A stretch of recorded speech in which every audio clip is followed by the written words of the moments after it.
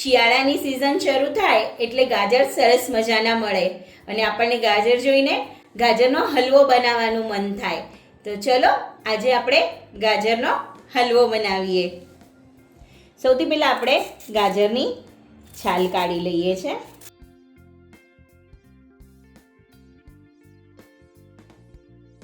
જો તમે જોઈ શકો છો કેટલા સરસ મજાના લાલ ગાજર મળે છે. આ ગાજરનો હલવો ખૂબ જ સરસ બનતો હોય છે. આવી જ રીતે આપણે બીજા બધા ગાજરની છાલ કાઢી લઈએ છે.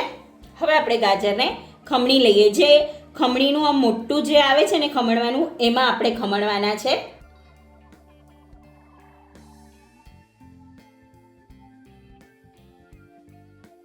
જો અંદરની સાઈડ આવો વ્હાઈટ ભાગ બહુ હોય ને તો ગાજરને આજુબાજુથી ખમણી લેવાના છે.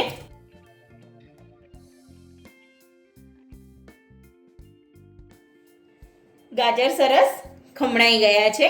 હવે આપણે આગળની પ્રોસેસ કરીએ.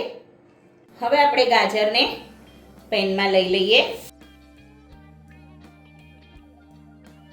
હું તમને એકદમ સરળ રીતે ગાજરનો હલવો કેમ બનાવાય એ મેથડ તમને બતાવું છું.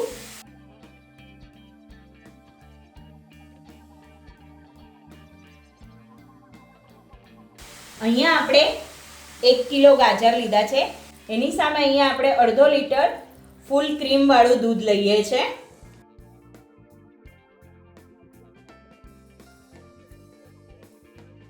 હવે આપણે એને મિક્સ કરી અને દૂધ બળે ત્યાં સુધી આપણે એને ચડવા દેવાનું છે. વચ્ચે વચ્ચે હલાવતા રહેવાનું છે.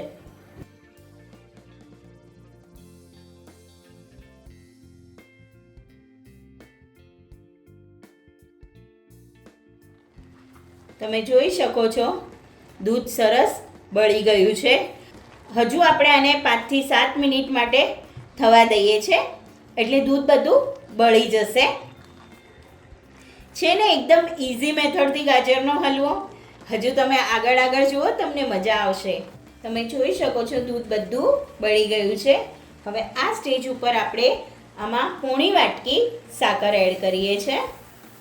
પછી ગળાશ તમે તમારા પ્રમાણે લઈ શકો છો. સાકર ગાજર સાથે એકદમ મિક્સ થઈ જાય ત્યાં સુધી આપણે એને હલાવતા રહેવાનું છે. જો તમે આ રીતે ગાજરનો હલવો બનાવશો ને તો તમારે અલગથી માવો નાખવાની પણ જરૂર નહીં પડે અને આ હલવાની સેલ્ફ લાઈફ પણ વધી જશે. હવે આપણે આમાં અડધી ચમચી એલચી પાવડર એડ કરીએ છીએ. હવે આને મિક્સ કરી લઈએ. તમે જોઈ શકો છો કે હલવાએ કડાઈ છોડી દીધી છે. આવું સેમ ટેક્સચર આવવું જોઈએ. જો થોડું પણ પાણી હશે ને તો તમે જ્યારે હલવો સર્વ કરશો ને તો આજુબાજુથી પાણી છૂટેલું દેખાશે. એટલે જ્યાં સુધી હલવો કડાઈ ન છોડે ત્યાં સુધી એને મિક્સ કરતા રહેવાનું છે.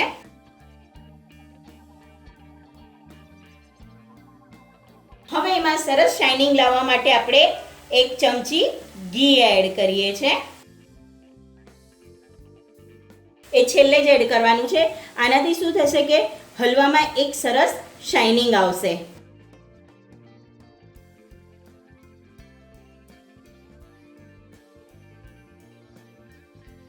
જોઈ શકો છો આપણો હલવો કેટલો સરસ દેખાઈ રહ્યો છે. તો નાવ સર્વિંગ ટાઈમ. ગરમા ગરમ ગાજરના હલવાને સર્વ કરીએ.